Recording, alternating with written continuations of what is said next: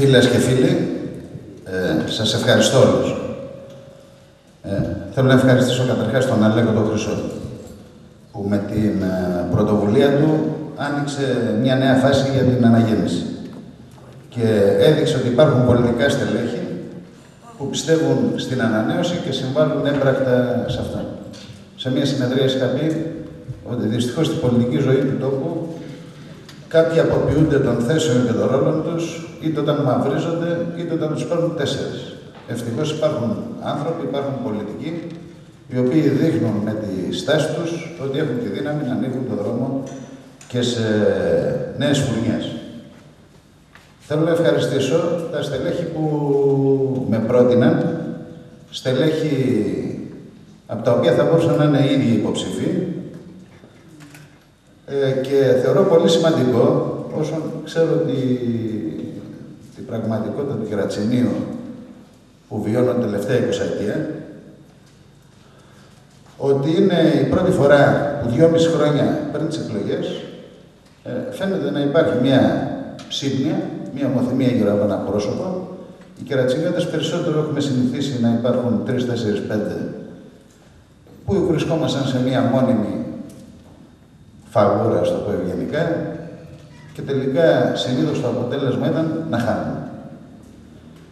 Θέλω να ευχαριστήσω όμως όλους που συμμετείχαν στις 2 ολομέλειες, που κατάθεσαν σκέψεις, κατέθεσαν και ενστάσεις, γιατί η δημοκρατία έχει αυτό το καλό. Μέσα από όλο αυτό αναδεικνύονται προβλήματα που ένας επικεφαλής ή μια ομάδα ανθρώπων που είναι επικεφαλής πρέπει να τις παίρνουν υπόψη για να δουν πώς θα προχωρήσουν πιο σωστά, πιο μεθοδικά. Θέλω να γνωρίζετε ότι για μένα, καταρχάς, το μήνυμα της επιλογής είναι ένα και σαφές. Και αυτή ταυτόχρονα είναι μια δέσμευση. Θα προχωρήσουμε μαζί με ενότητα, με συλλογικότητα, με ευρύ πνεύμα, με αποφασιστικότητα και πιστεύοντας στη νίκη. Έχω πλήρη επίγνωση της ευθύνης που αναλαμβάνω απέναντί σας, απέναντι στους ανθρώπους της Δραπετσόνας και του Κερατσινίου, απέναντι στο Δήμο. Δεν πρέπει να ξεχνάμε ούτε στιγμή ότι η αναγέννηση είναι η δεύτερη μεγαλύτερη παράταξη στο Δήμο. Είναι η αξιωματική αντιπολίτευση αυτή τη στιγμή, στο Δημοτικό Συμβούλιο. Το γεγονός αυτό καθορίζει την ευθύνη όλων μας, αυτό καθορίζει και τη δική μου ευθύνη. Γι' αυτό δεσμεύομαι για σκληρή δουλειά, για καθημερινή παρέμβαση στην κοινωνία, για δημοκρατική λειτουργία της παράταξης. Φίλες και φίλοι, αναλαμβάνω τη θέση του επικεφαλής παράταξης και όλοι γνωρίζουμε ότι βρισκόμαστε σε μια δύσκολη συγκυρία. Αυτή καθορίζεται πρώτον από τη δύσκολη συγκυρία που περνάει η πατρίδα. Από τη δύσκολη οικονομική κατάσταση που βιώνει το μέσο ελληνικό νοικοκυριό. Από την ανασφάλεια για το αύριο και τη διάχυτη αδιεξόδου που βαραίνει τις ψυχές μας, απασχολεί τα μυαλά, βαραίνει τις καρδιές των ανθρώπων. Αυτή η κατάσταση είναι πιο αισθητή στις γειτονιές μας, στις γειτονιές του Κερατσινίου και της Δραπετσόνας. Η αναγέννηση έχει βασικό χρέος της να σταθεί κοντά στις ανησυχίες των πολιτών, στην αγωνία τους για επιβίωση, για δουλειά, για το μέλλον των παιδιών τους. Διατυπώνοντας ένα λόγο με καθαρές κουβέντες και με πρωτοβουλίες, δίχως ψεύτικα λόγια και μακριά από λαϊκίστικα πρότυπα. Θα σταθούμε κοντά, αλλά δεν θα δίνουμε επιδείξεις στη τηλεόραση εμφανιζόμενοι ως αγωνιστές, για να δίνουμε συνεντεύξεις στα κανάλια. Δεύτερον, καθορίζεται από την κατάσταση στην οποία βρίσκεται ο Δήμος. Ένα χρόνο μετά τις τελευταίες εκλογές. Από τα φθοροποιιά φαινόμενα που εξελίσσονται, ορισμένα από τα οποία, όπως ένα σχόλιο του έγραφε ο Γιώργος Τσιρίδης, αποπνέουν ακόμα και αίσθηση και οσμή σκανδάλου. Προεκλογικά ο νυν δήμαρχος στηριζόταν στο τρίπτυχο αδιαφάνεια, ανανέωση, ανθρωπιά. Θα μπορούσε να πει κάποιος ένα χρόνο μετά ότι αυτή η χρονιά, αυτό το 11μηνο που πάει να κλείσει, χαρακτηρίζεται από το τρίπτυχο αδυναμία, αδιέξοδα, αλαζονία.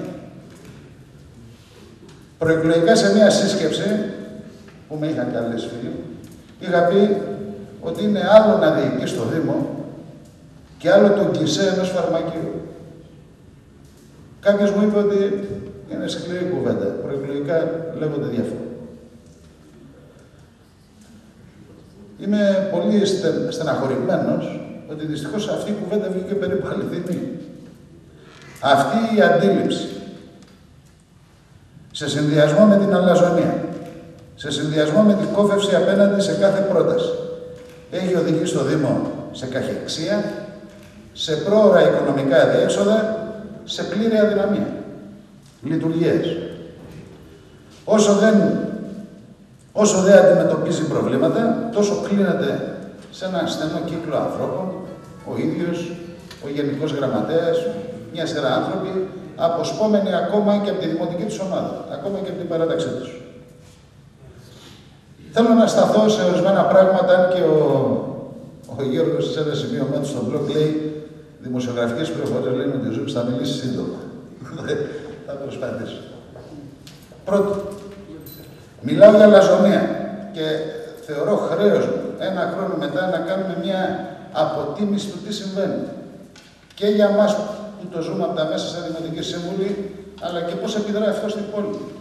Και πώς το ζουν και οι δημότες. Μιλάω για αλαζονία. Είναι επειδή έχουμε κάποια εμπάθεια. Μέσα στη συνεδρία του Δημοτικού Συμβουλίου, τον Αλέκο τον Χρυσό, πετυχημένο δήμαρχο Δραπετσόνας, κατά κοινή ομολογία, τον χαρακτήρισαν κύριο τίποτα. Τον Γιώργο το Χάσκα, πρώην δήμαρχο Κερατσινίου, του είπε ο τωρινός δήμαρχος ότι τρέπεται που συνομιλεί μαζί του. Το Φώτη το Μελά, ότι να μας πεις εσύ ένας ηλικιωμένος και άρρωστος άνθρωπος. Εμένα, μια φορά είμαι ο ανθυποψήφιος δήμαρχος. Στο Σωματείο Εργαζομένων πριν ένα μήνα, επειδή διαφώνησαν σε ένα θέμα, τους είπαν δεν θέλω να έχω κουβέντα ξανά μαζί σας και δεν ξανακάνω συνάντηση. Τη δε αντιπολίτευση μέσα σε Διοικητικό Συμβούλιο, Δημοτικό Συμβούλιο, χαρακτήρισε αντιπολίτευση των βουλευτών. Είναι αυτοήθος, είναι αλαζονία ή δεν είναι. Είναι υπερβολή ο χαρακτηρισμός. Δεύτερος. Μιλάω για υποβάθμιση του ρόλου του Δημοτικού Συμβουλίου. Στις τελευταίες συνεδρίες κιόλας μάθαμε ότι τα Δημοτικά Συμβούλια παίζουν ένα συντονιστικό ρόλο των φορέων. Δεν έχουν αναπτυξιακό ρόλο, δεν έχουν ρόλο ουσιαστικό με τις αποφάσεις για την πορεία των πόλεων, αλλά έχουν ένα συντονιστικό ρόλο που κατά τη γνώμη του τωρινού Δημάρχου δεν χρειάζεται να συζητάει και πολλά πράγματα. Δεν μπορεί να συζητάει καμία επιχορήγηση σε κανένα σύλλογο, κανένα 500 που θα δώσουμε σε κανέναν άπορο, αλλά τα βασικά θέματα της πόλης, πιστέψτε με, τα μαθαίνουμε από τις τοπικές εφημερίδες. Ο Δήμαρχος έχει κάνει αλλεπάλληλες συναντήσεις με τη ΔΕΗ. Ξέρουν όλοι ότι κάτι τρέχει με τη ΔΕΗ. Αρνείται 7 μήνες να συζητήσει στο Δημοτικό Συμβούλιο για τη ΔΕΗ. Πρόσφατα μάθαμε ότι κάτι πάει να κινηθεί με το κέντρο υγείας. Μήνες τώρα ο Δήμαρχος αρνείται να συζητήσει για το κέντρο υγείας στο Δημοτικό Συμβούλιο. Για το κορυφαίο θέμα της Ανάπλας. Έγιναν κάποιες συζητήσεις που βασικά αφορούσαν τον όλο. Υποτίθεται θα γινόταν μια μελέτη. Από τότε το Δημοτικό Συμβούλιο δεν έχει ασχοληθεί με την Ανάπλαση. Δεν ξέρω αν έχετε δει σε τοπικές εφημερίδες. Τα δύο κλου είναι η πίστα φόρμουλα και ότι έρχεται το μετρό. Είναι τόσο αλλεπάλληλα τα δημοσιεύματα που σχεδόν ακούμε το θόρυβο του μετρό που πλησιάζει. Το Δημοτικό Συμβούλιο δεν έχει συζητήσει τίποτα για το μετρό.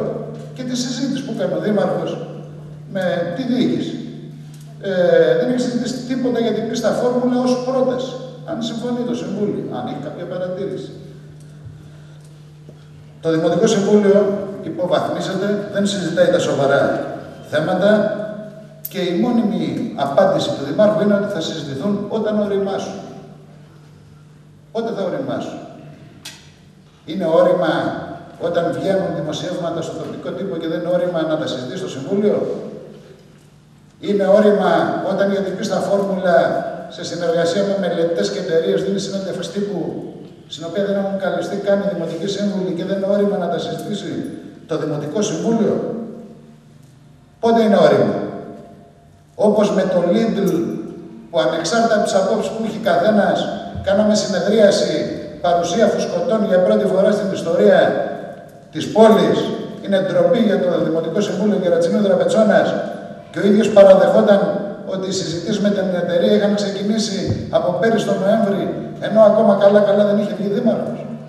Τρίτο, ο τωρινός δήμαρχος είναι λάτρης επικοινωνίας. Μιας επικοινωνίας όμως χωρίς ουσία. Πριν γνώρισα ένα φίλο, ο οποίος είναι επικοινωνιολόγος από το μένα. Θα ξέρει και αυτός, όπως ξέρουμε όσοι ασχολούμαστε με την επικοινωνία ή με την πολιτική, ότι προφανώς τωρινές συνθήκες πολιτική χωρίς επικοινωνία δεν μπορεί να κάνεις. Αλλά δεν μπορεί να κάνεις και επικοινωνία χωρίς να έχεις ουσιαστική πολιτική. Στις αρχές της χρονιάς, για να αναφέρω μερικά παραδείγματα, έκανε μια κατάληψη των όλων. Αγωνιστική, αυτό να μην έρθει το car terminal. Το car terminal, ο σταθμός που έρχονται αυτοκίνητα, το πούμε απλά, λειτουργεί κανονικά. Ο Δήμαρχος δεν μιλάει. Οι τοπικές εφημερίδες, όπως είπα πριν, λέει, γράφουν, έρχεται το μετρό στο Κερατσίνι, 5 μήνες πρωτοσέλιδο. Η Μετρό ΑΕ είναι γνωστό ότι είχε ανακοινώσει ότι έχει παγώσει τις επενδύσεις για το επόμενο διάστημα. Για νέες επεκτάσεις. Οι τοπικές εφημερίδες γράφουν υπίστα φόρμουλα κτλ. Όλοι δεν ξέρει τίποτα. Εμπλεκόμενοι φορείς δεν ξέρουν τίποτα. Η Εθνική δεν ξέρει τίποτα. Το Δημοτικό Συμβούλιο δεν ξέρει τίποτα. Πρόσφατα πρόβαλε ο ίδιος ότι πόσα στρέμματα πήραμε και κατακτήσαμε από τον όλο. Όσοι ξέραν την ιστορία, ξέραν ότι αυτά τα στρέμματα έχουν πάρθει με διεκδικήσεις παλιών δημοτικών αρχών ή που κατευθείαν το Υπουργείο Οικονομικών είχε πει του όλου ότι δώστε τα στο Δήμο. Εμφανίζεται ως μια μεγάλη κατάκτηση. Φροντίζει και φωνάζει, εμφανιζόμενος σαν πολύ προοδευτικός και αριστερός και αμφισβητείας. Θάνατο στο μνημόνιο, θάνατο στο μεσοπρόθεσμο, καλά. Εάν δείτε τις συμβάσεις όμως, που βάζει να υπογράψει οι δίθεν εθελοντές, που προσλαμβάνει, θα ντραπείτε και θα νομίζετε ότι η Τρόικα είναι περίπου κατηχητικό Αγίου Γεωργίου. Είναι συμβάσεις ντροπής που δεν θα τις υπέγραφαν ούτε δούλοι, ούτε μαύροι την εποχή της δουλειάς στην Αμερική. Ορκίζεται στη διαφάνεια και την κοινωνική ευαισθησία. Την ίδια στιγμή κοροϊδεύουν το Δημοτικό Συμβούλιο και το Διοικητικό Συμβούλιο της επιχείρησης, της δημοτικής επιχείρησης, λέγοντας αρχικά ότι παίρνουν εθελοντές, αλλά αυτοί δεν πληρώνουν. Στην πορεία αποκαλύπτεται, μιλάμε για δεκάδες ανθρώπους, δεν μιλάμε για 3, 4, 5. Ξαφνικά αποκαλύφθηκε ότι πληρώνονται μέσα από περίεργες διαδρομές χρήματος.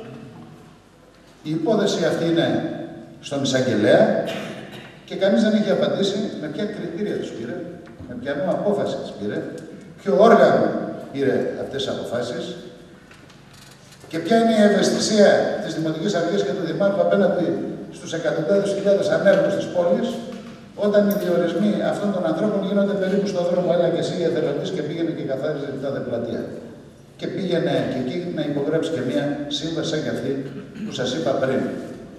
Όμως, τους ίδιους εθελοντές φέρετε σαν σκλάβους, ούτε αυτούς τους πληρώνει, καλά, και βέβαια κάποιους από αυτούς, όποτε θέλει τους διώχνει. Όπως προβλέπει και η σύμβαση. Ότι δεν έχουν κανένα ασφαλιστικό δικαίωμα, όμως δεν έχουν και κανένα δικαίωμα να μιλήσουν κατά τη διάρκεια της σύμβασης. Πολύ περισσότερο μετά. Αυτή είναι η διαφάνεια της Δημοτικής Αρχής, αυτή είναι η διαφάνεια του κ. Τζανίου. Τέταρτο. Είναι, αν θέλετε, και κάτι το πολύ βασικό.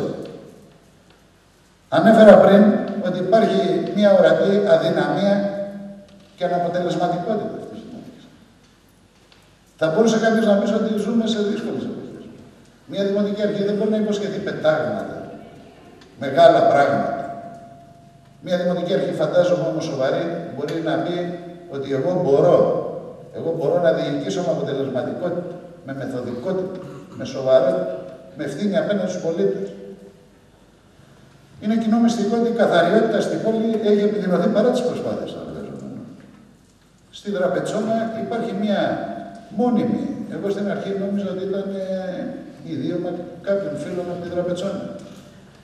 Έτσι που μίλησα τώρα με περισσότερους ανθρώπους αυτές τις μέρες, η Δραπετσόνα αυτή τη στιγμή ουσιαστικά έχει εγκαταλειφθεί και ήδη περισσότεροι άνθρωποι νοσταλγούν την προηγούμενη τετραετία, τη δημαρχία του Αλέκου του Χρυσού στη Δραπετσόνα.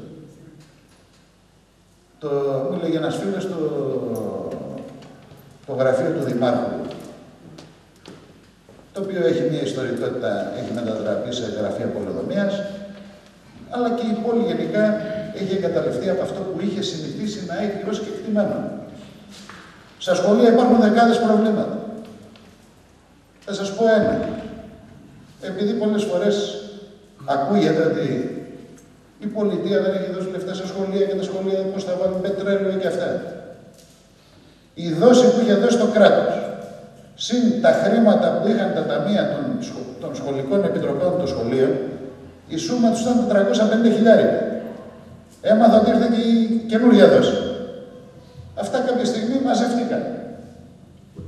Εδώ και ένα μήνα το Δημοτικό Συμβούλιο έχει πάρει απόφαση ότι αυτά τα λεφτά πρέπει να επιστραφούν στα σχολεία. Δεν έχουν επιστραφεί.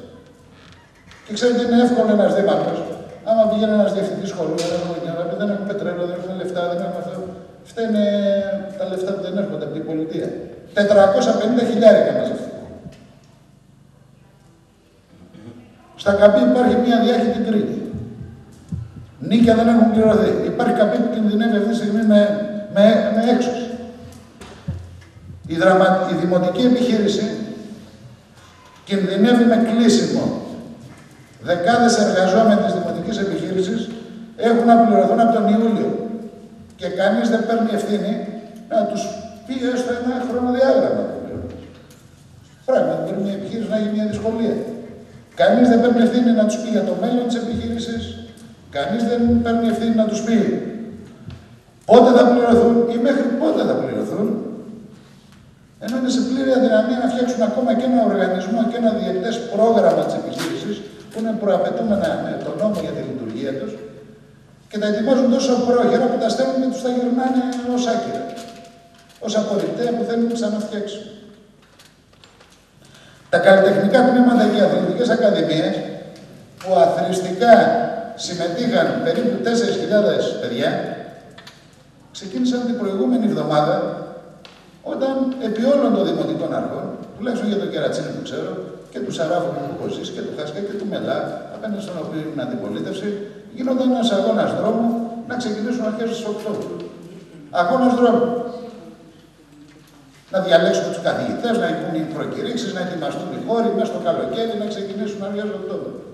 Ξεκίνησαν στις 15 Νοεμβρίου. Ο Δήμος βρίσκεται σε οργανωτική αποσύνθεση και έμπειροι υπάλληλοι υποχρεώνονται, όπως ήδη λένε, σε πρόορη συνταξιοδότηση και για αυτόν τον λόγο. Αυτή είναι, φίλες και φίλοι, η κατάσταση στο Δήμο. Αυτή είναι μια πρωτοφανής κατάσταση που βιώνουμε στο Δήμο. Είμαι περίπου 20 χρόνια από το 1990 Δημοτικός Σύμβουλος Κερατσινίου και τώρα Δημοτικός Σύμβουλος Κερατσινίου Δραπετσόνης. Είναι η πρώτη φορά που βιώνω μια τέτοια κατάσταση. Σαν αναγέννηση έχουμε κάνει σημαντικές προσπάθειες στο Δημοτικό Συμβούλιο και στα διάφορα όργανα των νομικών προσώπων και της επιχείρησης. Παρεμβάσεις, ερωτήσεις, τι μπορεί να κάνει κάποιος μέσα στα θεσμικά όργανα. Πρέπει όμως να πούμε καθαρά ότι η πρόκληση για μας είναι μεγάλη. Αυτά δεν λύνονται με τις παρεμβάσεις μέσα στην αίθουσα ενός Δημοτικού Συμβουλίου μόνο. Πρέπει με κατάλληλες μορφές και πρωτοβουλίες να ενημερώσουμε τους πολίτες για όσα συμβαίνουν. Οφείλουμε να μην αφήσουμε περιθώρια σε ερμηνείες του Δημάρχου ότι φταίνε κάποιοι άλλοι λόγοι. Σας έφερα παραδείγματα τι συμβαίνει. Το χρέος αναγέννησης, θα έλεγα απλουστευμένα ίσως, αλλά έτσι είναι να βρεθεί παντού. Στις γειτονιές για τα προβλήματα των γειτονιών, στα ΚΑΠΗ, στα σχολεία, κοντά στους εργαζομένους του Δήμου, στα προβλήματα της κοινωνίας. Είναι η υποχρέωσή μας να παρέμβουμε, όχι μόνο προετοιμάζοντας εκλογές του 2014, Ο ρόλος της αντιπολίτευσης δεν θα πρέπει να είναι και δεν πρέπει να είναι μόνο να κάνει κριτική, θα πρέπει να είναι να προβάλλει και το δικό της όραμα και τις δικές της λύσεις, είναι αν μπορεί να ακυρώνει και να προλαβαίνει πράγματα που γίνονται και φθήρουν ανεπανόρθωτα το Δήμο και τις προοπτικές του. Πρακτικά, αυτό σημαίνει και το ανέφερε ευγενικά ο Αλέκος, ότι η αναγέννηση πρέπει να αποτελέσει το καταλήτη, το επόμενο διάστημα δημιουργίας ενός ισχυρού πόλου, στο οποίο έχουν θέση όσοι ανησυχούν για τις προοπτικές της περιοχής, όσοι νιώθουν ευθύνη απέναντι σε αυτές τις προοπτικές, όσοι νιώθουν ότι μπορούν να προσφέρουν με ευθύνη και σοβαρότητα για το καλό της Δραπετσόνας και των Κερατσινίων. Η αναγέννηση δεν ανήκει σε κανέναν. Η αναγέννηση ανήκει στην κοινωνία του Κερατσινίου και της Δραπετσόνας και η σημαία μας είναι μία. Πριν απ' όλα οι ανάγκες του Κερατσινίου και της Δραπετσόνας, πριν απ' όλα οι ανάγκες των δημοτών μας. Αυτή είναι η σημαία μας και αυτή είναι η πολιτική, αυτοδιοικητική, ανθρώπινη δέσμευση απέναντί σας και απέναντι στους δημότες του Κερατσινίου. Γι' αυτό πρέπει να απευθύνουμε ευρύ κάλεσμα. Με ανοιχτό μυαλό και ευρύς ορίζοντες. Σ' όσους θεωρούν ότι η πολιτική είναι απαξιωμένη και έχουν κάθε λόγο να το κάνουν. Και το εξέφρασαν και στις δημοτικές εκλογές συμμετέχοντας 50%. Σε αυτό υπάρχουν πολύ σοβαροί άνθρωποι οι οποίοι ανησυχούν, οι οποίοι έχουν σκέψεις και οι οποίοι νιώθουν ότι δεν εκφράζονται. Πρέπει να φτάσουμε σε αυτούς. Πρέπει να απευθύνουμε κάλεσμα σε δυνάμεις που στήριξαν τον νυν δήμαρχο και βλέπουν το πρωτοφανές γεγονός πριν κλείσει ένας χρόνος να γίνονται όλα αυτά που περιγράφουν. Και μάλιστα συντομία. Πρέπει να απευθυνθούμε σε δυνάμεις από όλο το πολιτικό και αυτοδιοικητικό φάσμα. Είναι κάλεσμα συμπόρευσης, είναι κάλεσμα ευθύνης. Πιστεύω ότι μπορούμε να δείξουμε ότι εμείς μπορούμε αυτό το Δήμο να το πάμε καλύτερα. Να το πάμε με μεγαλύτερη σοβαρότητα. Και λέω ναι, αν είχαμε κερδίσει πέρυσι, πιστεύω ακράδαντα ότι ο Δήμος δεν θα αντιμετώπιζε αυτή τη στιγμή τα προβλήματα που αντιμετωπίζει σήμερα. Και λέω ναι, πρέπει να προχωρήσουμε δυνατά, πρέπει να προχωρήσουμε με ανοιχτό μυαλό, με ανοιχτές αγκάλες, να προχωρήσουμε έχοντας στο μυαλό ότι πρέπει να ενώσουμε δυνάμεις. Για να νικήσουμε το 2014, το μέτωπο πρέπει να είναι ευρύ. Η καρδιά μεγάλη, οι αγκαλιές μεγάλες. Φίλες και φίλοι, η αναγέννηση οφείλει επόμενα να προχωρήσει σε μια ανασυγκρότηση της. Το επόμενο διάστημα, θα αναφέρω πολύ για να ολοκληρώνω, θα πρέπει να δει ορισμένα πράγματα που πρέπει να τα λύσει. Και εννοούμε στον επόμενο μήνα. Θα πρέπει να αποκτήσει το στέκι της. Οι Κερατσινιώτες και οι Δραπετσονίτες θα πρέπει να ξέρουν που είναι τα γραφεία της αναγέννησης, που μπορούν να βρουν ανθρώπους της, που μπορούν να καταγγείλουν κάτι, που μπορούν να τηλεφωνήσουν, που μπορούν να πάνε να κουβεντιάσουν. Εμείς οι ίδιοι πρέπει να έχουμε ένα στέκι, θα συνεδριάζουμε, θα ανταλλάσσουμε απόψεις, θα οργανώνουμε τη δουλειά μας. Ένα ορμητήριο.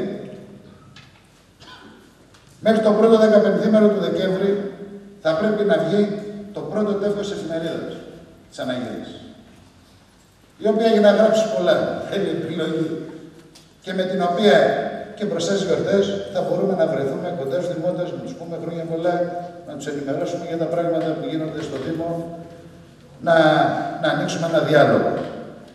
Θα πρέπει να κάνουμε δηλαδή μέχρι το Δεκέμβρη μια πρώτη γύρα στην κοινωνία του Κερατσινίου και της Δραπετσόνας. Θα πρέπει να δούμε και άλλες μορφές. Είναι εδώ ο Γιώργος ο Τσιρίδης, δεν είναι τις ώρες να τα καταλήξουμε. Βλέπω τον Αποστόλη τον Μουστάκη, βλέπω άλλους ανθρώπους. Θα πρέπει να οργανωθεί μια σοβαρή επιτροπή από στελέχη της αναγέννησης, αλλά όχι μόνο. Και με τη βοήθεια εξωτερικών συνεργατών, εννοώ μελετητές, εννοώ ανθρώπους, επιστήμονες, μια επιτροπή προγράμματος, η οποία θα επεξεργαστεί σοβαρά τα θέματα που αφορούν την περιοχή μας, ώστε να μπορούμε σταδιακά να αρθρώνουμε πιο ολοκληρωμένο, πιο πιστικό λόγο. Γενικά, θα πρέπει όλοι μας, Και ιδιαίτερα αυτό που είπα πριν, ανοιχτές αγκάλες, να το εκφράσουμε και με συγκεκριμένες πρωτοβουλίες. Σήμερα πρέπει να πούμε ότι οφείλουμε να ανοίξουμε ένα διάλογο με όλες αυτές τις δυνάμεις. Φίλες και φίλοι, ταλαντεύτηκα γιατί έχω κυμανθεί ανάμεσα σε διαφορετικά μοντέλα οργανωτικά στη ζωή. Πιο στενά, πιο χαλαρά, πιο ευραία, πιο... Έχουμε κάνει 3 ολομέλειες και δεν νομίζω ότι μπορούμε άμεσα να κάνουμε μία τέταρτη. Γι' αυτό ολοκληρώνοντας, θέλω να κάνω καταρχάς μία πρόταση. Πιστεύω ότι σήμερα πρέπει να καταλήξουμε μία ευρεία επιτροπή, μία ευρεία συντονιστική επιτροπή, η οποία το αργότερο την επόμενη εβδομάδα θα συνεδριάσει, θα βγάλει μια πιο λιγομελή γραμματεία και θα καθορίσει με σαφήνεια το πρόγραμμα του επόμενου μήνα, των επόμενων 2 μηνών. Θα μου επιτρέψετε να αναφερθώ σε στα ονόματα, γιατί θα ήθελα, το λέω και προς το Προεδρείο και προς εσάς, χωρίς σήμερα να εγκριθεί και αυτό. Να μπορεί να τσουλήσει η δουλειά. Σε αυτό, ναι, το λέω στο Προεδρείο γιατί εσείς θα το θέσετε. Σε αυτό νομίζω, σε αυτή την Επιτροπή, η οποία είναι ευρεία και η οποία θα έχει τη δυνατότητα διεύρυνσης, ανάλογα με τη διαδεσιμότητα, ασφαλώς συμμετέχουν οι δημοτικοί και οι τοπικοί σύμβουλοι απριόρι. Από εκεί και πέρα είναι άνθρωποι που έτσι κι αλλιώς συμμετείχαν στη δουλειά. Αναφέρω λοιπόν τα ονόματα: Σούλα Καραγιάννη, Μαρία Καραφέρη, Νίκος Χάνος, Σταύρος Λαγουδάκης, Κώστας Παπαθεοδόρου, Κώστας Νικολάου, Παναγιώτης Γκαναβίας, Στέφανος Λαρόζας, Αγαπητός Παχοπός, Βαρβάρα Σεβδαγιάν, Αλεξίου Τάσος, Ράνια και Χαγιόγλου, Γιάννης Κώστας, Σταυρούλα Στεφανίδου, Κατρινού Ελένη, Στέφανος Αχόπουλος, Ασφασία Αντωνίου, Γιώργος Αλβανός, Μανώλης Βαρβαντάκης, Ελένη Τζορτζοπούλου, Μουστάκης Αποστόλης, Μαρία Αργυροπούλου, Λάζαρος Λαζαρίδης, Σωτηρία Χρυσού, Σταύρος Κυραμαριός, Μάκης Ιορδανίδης, Φώτης Σταθόπουλος, Παπαϊσιδόρου Κώστας, Μαρία Χαρικάλη, Χρήστος Γαρδέλης, Μαρία Νικολοπούλου και Βαγγέλης Κανδάλης.